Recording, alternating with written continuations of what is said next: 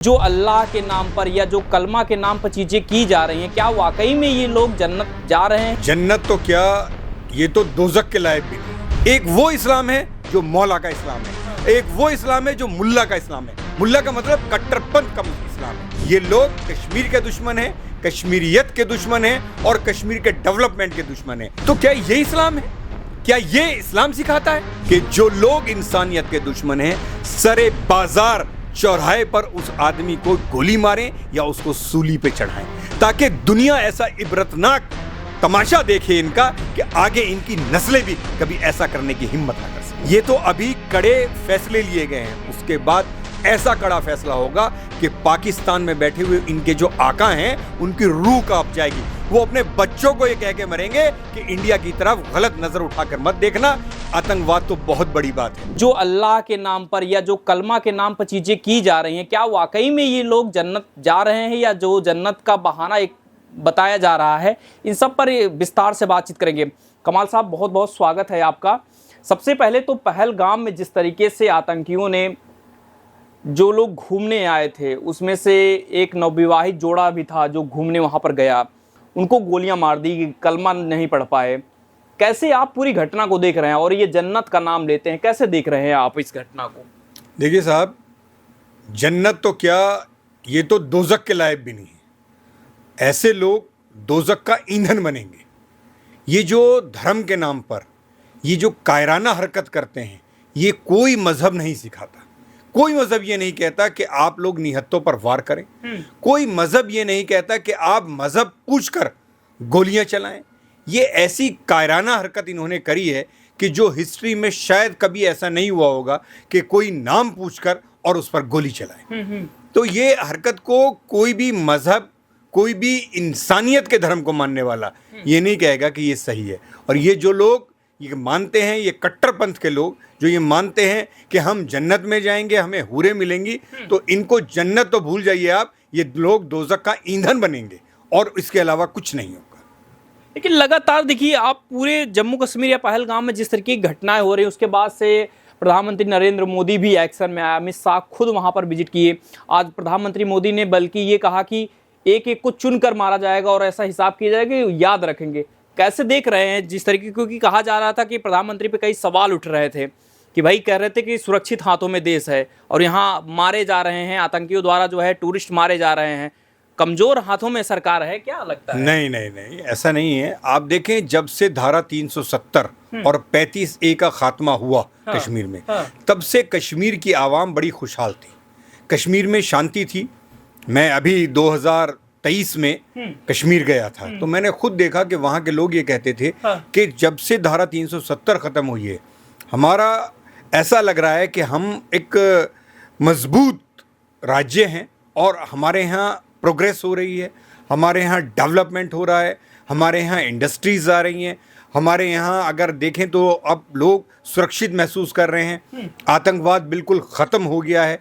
इसी चीज़ से इन लोगों को परेशानी हुई और ये जो एक नैरेटिव बन रहा था कि जब से धारा 370 ख़त्म हुई है तब से कश्मीर जो है प्रगति की ओर बढ़ गया। और अभी आपने देखा, कुछ दिन पहले वंदे भारत भी चलाई गई जो श्रीनगर तक लेके जाती है टूरिस्ट को। तो अब टूरिज्म वहाँ का सस्ता हुआ। पहले लोग सिर्फ फ्लाइट से जा पाते थे, अब लोग ट्रेन से भी वहाँ जा पाएंगे। तो इन लोगों को ये लगा कि अब भरमार होगी टूरिस्ट की।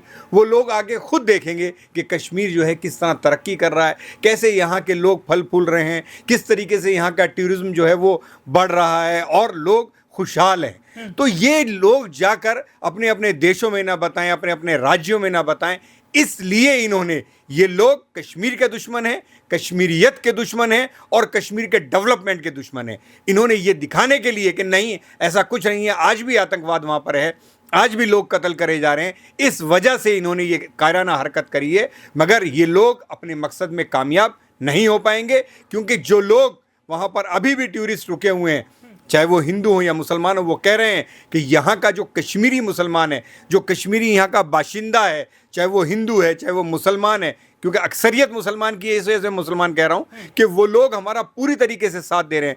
हम होटल में रुके हुए हैं तो वो पैसा नहीं ले रहे हैं, हम खाना खाने जा रहे हैं तो वो हमसे पैसा नहीं ले रहे हैं उसका, तो वो जो अमन और भाईचारा वहां पर है, ये लोग अपने मकसद में नाकामयाब होंगे, आप देखना। लेकिन देखिए, आप कह रहे हैं कि क्या सच्चे और अच्छे मुस्लिम कलमा पढ़ा के या ऐसी चीज़ें हैं क्या कुरान में? क्योंकि कई बार हमेशा से यही आता है कि कुरान नहीं पढ़ने पर जो है चीज़ें, बहुत सारी चीज़ें की जा रही हैं। ऐसा कहीं लिखा है क्या कन्वर्ट कराने के लिए, या धर्म फोर्स करके किसी को कराया जाए, कलमा नहीं पढ़ रहे हैं तो मार दिया जाए, इससे चीज़ें कुछ कहीं है मजहब में? ऐसा कुछ सुनिए आप मेरी बात, कुरान की एक आयत है, उसमें ये लिखा हुआ है लकुम दीनुकुम वलिय दीन, आपका दीन आपके लिए, मेरा दीन मेरे लिए। यानी आप अपने मजहब पे चलें, मैं अपने मजहब पे चलूं। तो जब कुरान शरीफ में ये आयत आई हुई है, तो आप कैसे कह सकते हैं कि आप धर्म परिवर्तन कराएंगे? धर्म परिवर्तन हमारे यहाँ बिल्कुल मना है। अगर कोई खुशी से मजहब में आना चाहे, उसका वेलकम है, मगर जबरदस्ती या लालच देकर आप मजहब में किसी को कन्वर्ट नहीं करा सकते हैं। दूसरी बात मैं आपको समझाऊं, एक वो इस्लाम है जो मौला का इस्लाम है, एक वो इस्लाम है जो मुल्ला का इस्लाम है। मुल्ला का मतलब कट्टरपंथ का इस्लाम है। जो मौला का इस्लाम है वो ये सिखाता है कि सब लोगों से प्यार करो। वो लोग, जैसे आप दरगाहों में जाएं, जब दरगाह में जो बाबा हैं, जो वहां पर बुजुर्गान दीन आज आराम फरमा रहे हैं, जब वो जिंदगी में थे तब भी उन्होंने हिंदू, मुसलमान, सिख, ईसाई सबको एक समझा। जो उनके शरण में आता था उसको वो फैज़ पहुंचाते थे।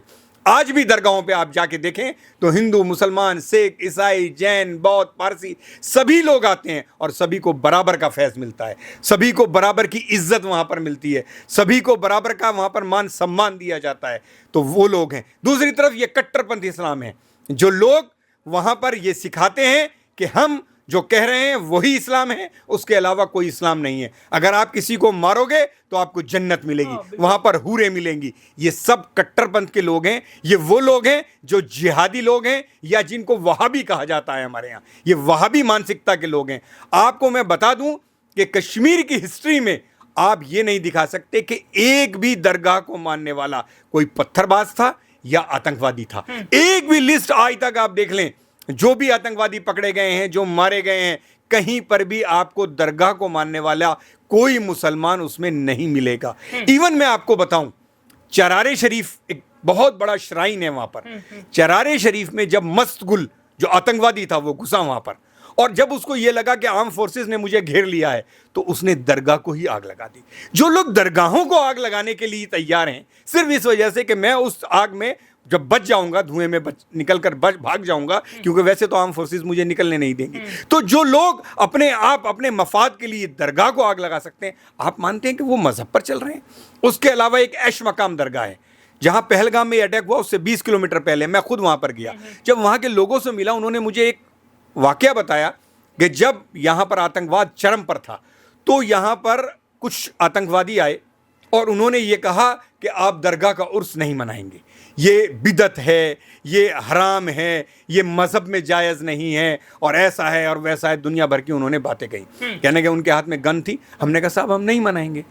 मगर जब उसका मौका आया तो आसपास के गांव के, आसपास के जो रहने वाले लोग थे वो वहाँ पर आए, और जो उर्स की रसूमात हैं वो उन्होंने पूरी करी। उसके बाद जैसे ही वो लोग चले गए, वो आतंकवादी फिर आए और वहाँ से 50-55 लोग, वो बताते हैं कि वो उनको उठाकर ले गए, और उनमें से 26 लोगों को उन्होंने मार दिया।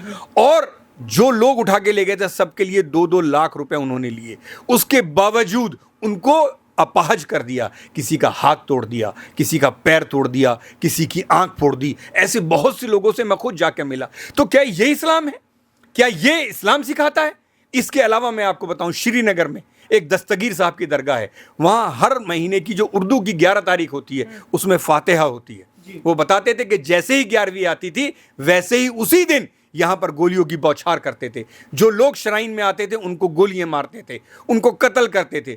वो लोग कहते हैं कि सबसे ज़्यादा पीड़ित अगर कोई है कश्मीर में तो दरगाह के लोग हैं। सबसे ज़्यादा अगर नुकसान किसी का हुआ है तो दरगाहों का नुकसान हुआ है। सबसे ज़्यादा आतंकवाद से पीड़ित जो हैं वो लोग हैं जो दरगाहों को मानने वाले हैं, या वो लोग हैं जो शिया हजरात हैं। उन लोगों को इन्होंने सताया क्योंकि ये लोग कट्टरपंथ हैं। दरगाह को मानने वाला कट्टरपंथ होता है, ना ही शिया हजरात कट्टरपंथ होते हैं। तो ये लोग कट्टरपंथी हैं और ये लोग इंसानियत के दुश्मन हैं, जो दुनिया ने अब इनका चेहरा असली देख लिया है इस टाइम पहलगाम में। क्या करना चाहिए ऐसे लोगों के साथ में जो इस्लाम को आतंक से जोड़कर चीजें कर रहे हैं, इस्लाम को ला रहे हैं, आतंक भी मचा रहे हैं? इन लोगों के लिए क्या सजा होनी चाहिए आपके हिसाब से? इस्लाम को बदनाम कर रहे हैं इस्लाम ही सजा देता है कि जो लोग इंसानियत के दुश्मन हैं, सरे बाजार चौराहे पर उस आदमी को गोली मारें या उसको सूली पे चढ़ाएं, ताकि दुनिया ऐसा इबरतनाक तमाशा देखे इनका कि आगे इनकी नस्लें भी कभी ऐसा करने की हिम्मत ना कर सके। मुस्लिम भाई साथ दे रहे हैं या फिर विरोध में है? मुस्लिम भाई पूरे, देखिए ये जो मुसलमान है कट्टरपंथ, ये 1 या 2%, इससे ज्यादा नहीं है, बट ये 2%, 98% जो बाकी बचा हुआ इस्लाम के लोग हैं, मुसलमान हैं, उनको बदनाम करते हैं। तो वो 98% कहीं ना कहीं इनके विरोध में है। बस फर्क ये है कि वो लोग सामने नहीं आ पाते, डरते हैं कि अगर हम इनके विरोध में सामने आएंगे तो ये हमें गोली मार देंगे। मैं सरकार से अपील करता हूं कि आप दरगाहों में जाएं, आप वहां की मस्जिदों में जाएं और वहां पर जो इमाम बारगाह है वहां पर अपने लोग भेजें। अगर लोग आपके पास ऐसे नहीं हैं तो हम जैसे लोग आने को तैयार हैं, हमें वहां पर भेजें और हम लोग वहां पर पीस का मैसेज लेके जाएंगे, सरकार का मैसेज लेके जाएंगे। आप देखना वहां पर जो लोग इमाम बारगाहों में हैं, दरगाहों में हैं, वहां जो मस्जिदों में लोग हैं, वो इनके खिलाफ सड़क पर आ जाएंगे और इनका विरोध करेंगे, इनको पकड़वाएंगे और इनको जबरदस्त सजाएं दिलवाएंगे। बस फर्क ये है कि हम लोग वहां तक पहुंच नहीं पा रहे हैं, सरकार अभी तक वहां पर पहुंच नहीं पा रही। सरकार वहां तक पहुंचे, अपने कारिंदों को भेजे, हम जैसे लोगों को भेजे, तो हम जाकर वहां पर सरकार का मैसेज देंगे और कश्मीर से आतंकवाद का खात्मा करवाएंगे। कुछ लोग सरकार को टारगेट करना शुरू कर दिए हैं, प्रधानमंत्री नरेंद्र मोदी को टारगेट करना शुरू कर दिए हैं, कह रहे बहुत बड़ी बड़ी बातें करते हैं कि देश सुरक्षित हाथों में है, 56 इंच सीना की बात होती है, कहाँ गायब हो गया? आतंकी आके भून के चले जा रहे हैं, देश की आर्मी कुछ नहीं कर पा रही, प्रधानमंत्री बस लंबा चौड़ा भाषण दे रहे हैं। क्या कहेंगे? जो देखिए साहब, सरकार मोदी जी जो कर रहे हैं वो ठीक कर रहे हैं। जब से धारा 370 लागू हुई, खत्म हुई, तब से 35A खत्म हुआ, तब से कोई भी बड़ी आतंकवादी घटना कश्मीर में नहीं हुई थी। छुटपुट घटनाएं जरूर होती थी, ठीक है, मगर उसके अलावा कोई बड़ी घटना नहीं हो पा रही थी। अब चूंकि देखिए पहलगाम को अगर आप देखें, वो एक टूरिस्ट हब है। हाँ, बिल्कुल। और आप चारों तरफ से आर्म फोर्सेस खड़े कर दें और फिर टूरिस्ट से कहें कि वहां पर आए, तो टूरिस्ट भय के माहौल में वहां नहीं जा पाएगा। हाँ। इस वजह से वहां पर जो सेना थी वो कम करी गई कि टूरिस्ट लोग अपने आप को ऐसा ना समझें कि हम एक भय के माहौल में घूम रहे हैं।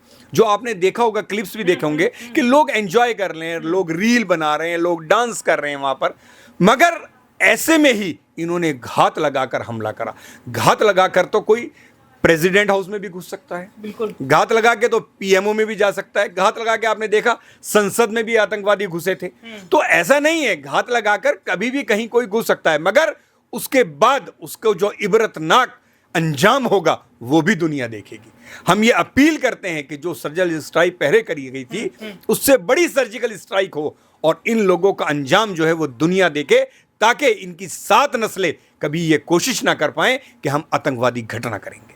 कुछ लोग प्रधानमंत्री नरेंद्र मोदी पर निशाना साधते हुए ये कह रहे हैं कि इस्तीफा दे देना चाहिए, देश नहीं संभल रहा है इनसे, नागरिक सुरक्षित नहीं है, कोई सुरक्षित नहीं है, इस्तीफा दे देना चाहिए। अरे भाई, आप इनसे पहले सरकारें देखिए, 2014 से पहले जो सरकारें थी, दिल्ली में बम फटते थे, क्या लाजपत नगर में बम नहीं फटे? सेंट्रल मार्केट में क्या सरोजनी नगर में बम नहीं फटे? क्या बाराखंबा रोड पे बम नहीं फटे?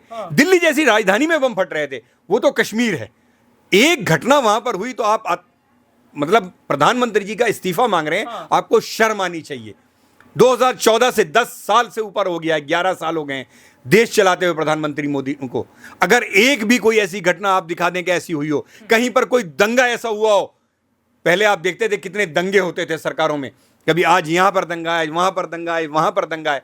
आज देश वाकई सुरक्षित हाथों में है, कहीं दंगे का नामो निशान खत्म हो गया, वहां पर आतंकवादी घटनाएं खत्म हो गई। और ये भी जो एक घटना हुई है, आप ये देखना, इसका ऐसा अंजाम होगा कि ये आतंकवादी भी इनकी रूह कांपेगी।